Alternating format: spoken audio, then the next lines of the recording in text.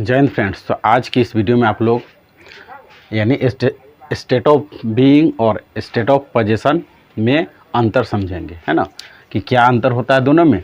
और इसके तहत हम लोग यह सीखेंगे कि एम इज आर का प्रयोग, यानी स्टेट ऑफ बीइंग में हम लोग एम इज आर का प्रयोग करना सीखेंगे और स्टेट ऑफ पोजीशन में हम लोग सीखेंगे हैव हैज का यूज करना। ठीक है, तो चलिए स्टार्ट करते हैं। तो देखिए, पहले हम लोग समझते हैं स्टेट ऑफ बीइंग क्या होता है। तो स्टेट ऑफ बीइंग के मतलब होता है कि नो एक्शन, है ना। इसमें क्या दिखाया जाता है? नो एक्शन, यानी इसमें कोई भी आप बिना एक्शन वाला आप चीज़ को बता सकते हैं। ठीक है, यहाँ पर क्या दिखाना है? No action. जैसे यानी किसी चीज़ की होने की अवस्था दिखाया जाता है ना, किसी चीज़ के होने की अवस्था।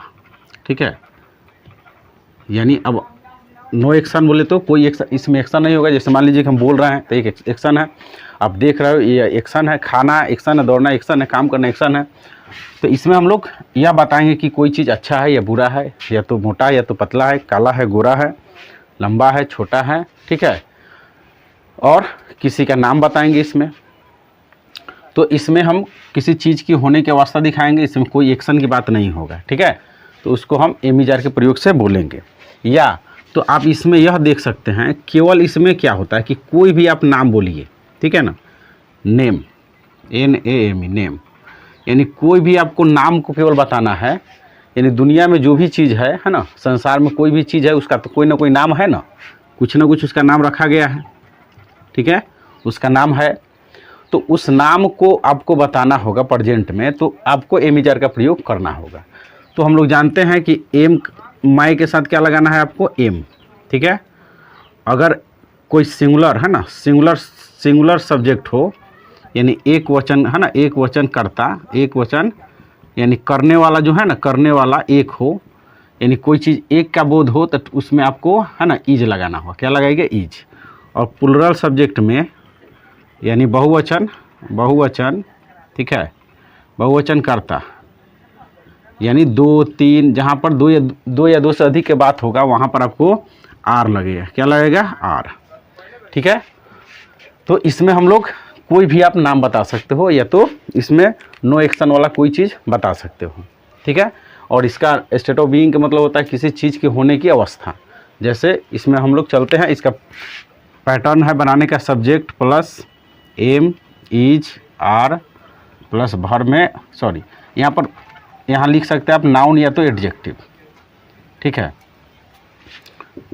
तो यह आपका इसका बनाने का क्या है? तो फार्मूला है।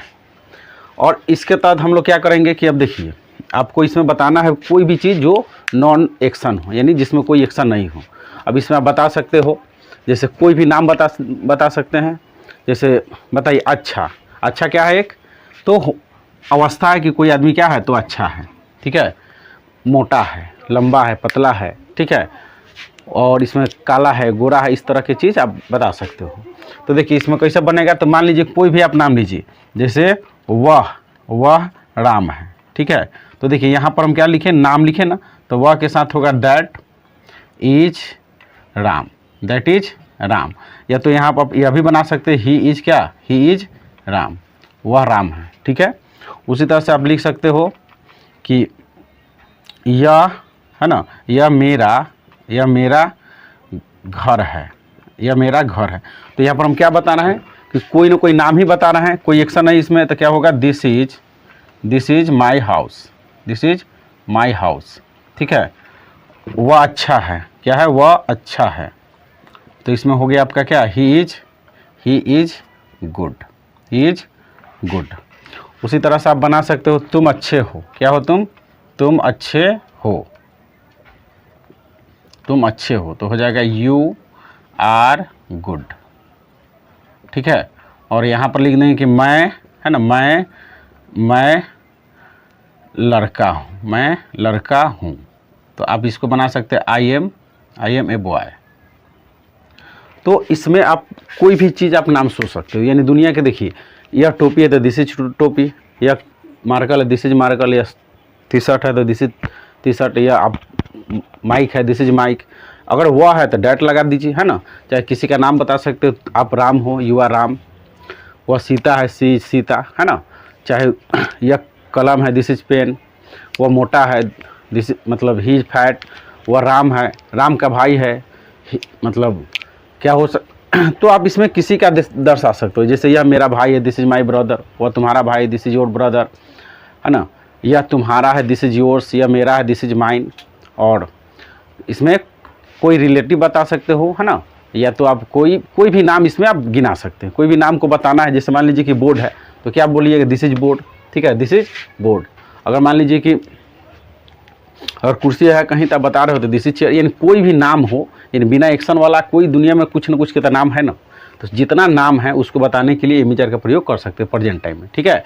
अब वहाँ देखना है कि उसमें एक्शन नहीं हो, है ना, अवस्था होगा। जैसे मान लीजिए कि वहाँ देखिए कि मैं बैठा हूँ, मैं बैठा हूँ, तो यहाँ पर आप समझ जाते हैं कि प्रेजेंट कंटिन्यूअस नहीं, यहाँ पर बैठा होने की क्या है, अवस्था है। तो इसको बैठना को एडजेक्टिव की तरह यूज होता है यहाँ, तो हो जाएगा आई एम, है ना, I am sitting, I am sitting. तो यह भी क्या है, अवस्था एडजेक्टिव की तरह यहाँ पर यूज हो रहा है ना। आप चाहिएगा तो यहाँ पर कंटिन्यूअस में भी ले सकते हैं। तो कोई भी नाम को आप, यानी नो एक्शन, यानी कोई चीज़ होने, यानी अच्छा है, बुरा है, काला है, गोरा है ना, तो इस सब चीज़ बताने के लिए आपको, है ना, एमिजार का प्रयोग लेना है। और देखिए स्टेट ऑफ पोजीशन में क्या होता है कि इसमें आपके, है ना, किसी के पास में कोई ना कोई चीज़ होगा, यानी किसी के पास, है ना, इसमें क्या होगा, मालिकाना हक की बात होता है, यानी कि आपके पास क्या क्या है या किसी के पास क्या क्या चीज़ है। तो देखिए, तो यहाँ पर देखिए, अगर मान लीजिए कि हम बोलेंगे कि मेरे पास, है ना, मेरे पास एक टोपी है, तो क्या होगा, देखिए इसका भी बनाने का सूत्र होता है subject plus have has plus, है ना, कोई भी नाउन लगा सकते हैं ना, नाउन या एडजेक्टिव में डाल सकते हैं। तो देखिए मेरे पास टोपी है, मेरे पास टोपी है, तो क्या होगा, आई हैव ए कैप, ठीक है। तो यहाँ पर हम क्या लिखे कि मेरे पास एक टोपी है। अगर मान लीजिए कि इसमें आप यहाँ पर देखिए, यहाँ पर आई एम एक कैप लिख दीजिएगा, तो इसका मतलब क्या हुआ कि मैं एक टोपी, है ना, टोपी हूँ।